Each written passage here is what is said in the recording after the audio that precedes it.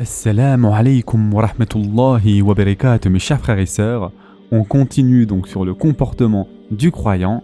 Et donc parmi les caractéristiques des croyants, il y a bien évidemment être quelqu'un de digne de confiance. Le croyant est la personne en qui vous pouvez avoir totalement confiance. S'il vous dit qu'il fera quelque chose, alors soyez-en sûr qu'il tiendra sa parole.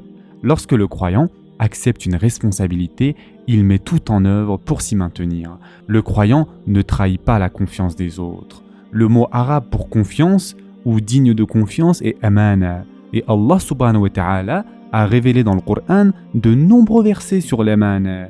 Et en effet, Allah azza wa jal dit « Certes, Allah vous commande de rendre les dépôts à leur ayant droit.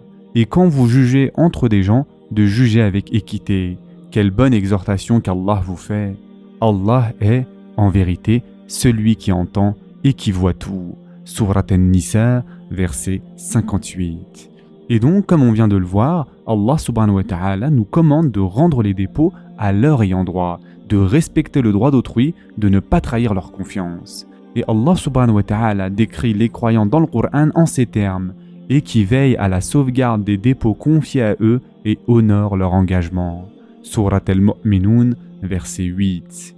Et donc, Allah subhanahu wa ta'ala décrit les croyants encore une fois par ceux qui veillent à la sauvegarde des dépôts confiés et qui respectent et honorent leur engagement.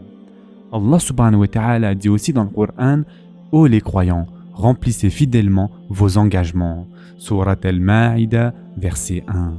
Quelle que soit la chose, respectez vos engagements, que ce soit une parole dite, que ce soit une chose qui a été signée. Et donc, Allah subhanahu wa ta'ala nous dit « Restez fidèles à vos engagements ». Et bien évidemment, le concept de amana va de soi avec le concept d'iman.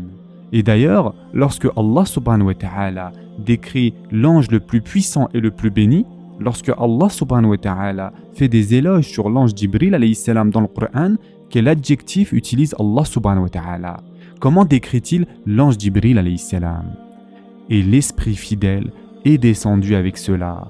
Surat Ash-Shu'ara, verset 193.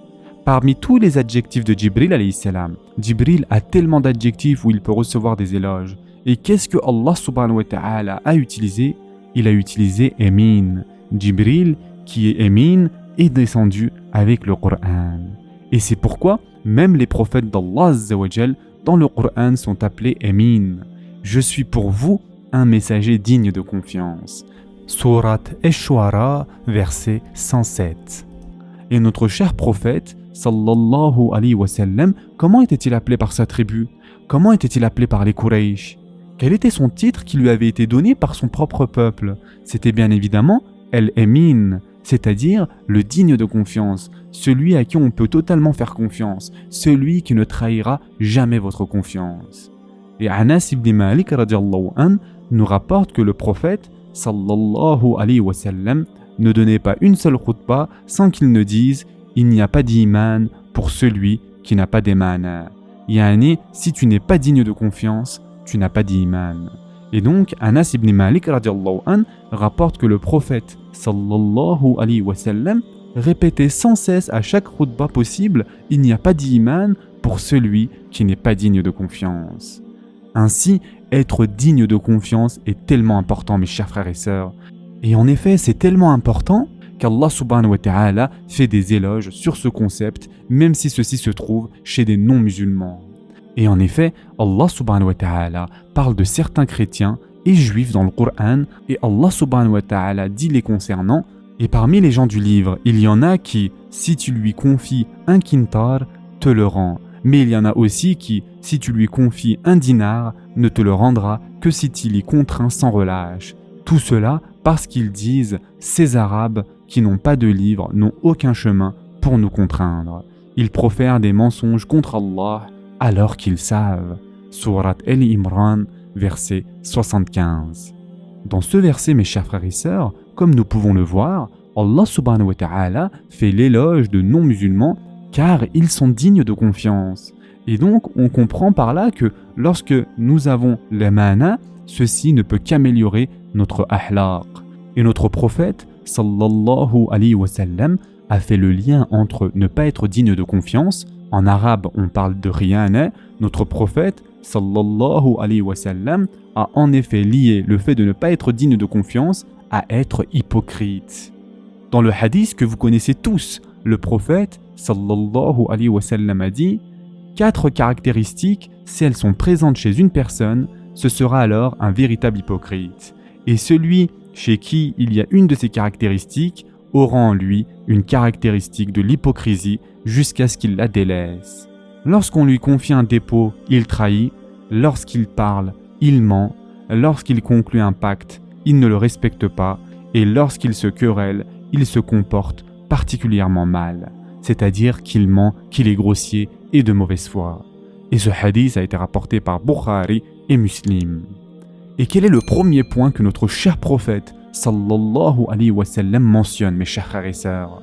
Lorsqu'on lui confie un dépôt, il trahit.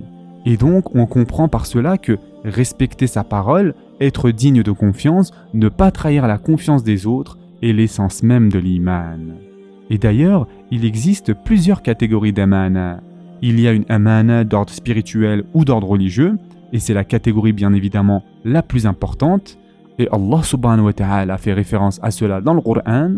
Nous avions proposé aux cieux, à la terre et aux montagnes la responsabilité, c'est-à-dire de porter les charges, de faire le bien et d'éviter le mal. Ils ont refusé de la porter et ont eu peur, alors que l'homme s'en est chargé, car il est très injuste envers lui-même et très ignorant.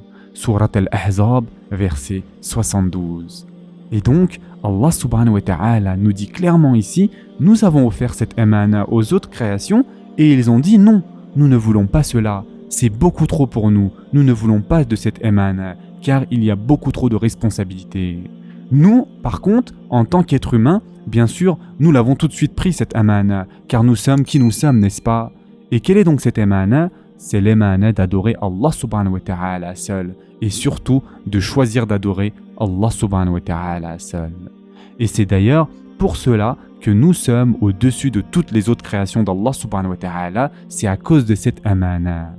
On va s'arrêter ici pour aujourd'hui. La prochaine fois, Inch'Allah, nous verrons quelles sont les autres amana. Je vous souhaite dès maintenant un bon iftar. En attendant, prenez soin de vous mes chers frères et sœurs et à très prochainement, Inch'Allah.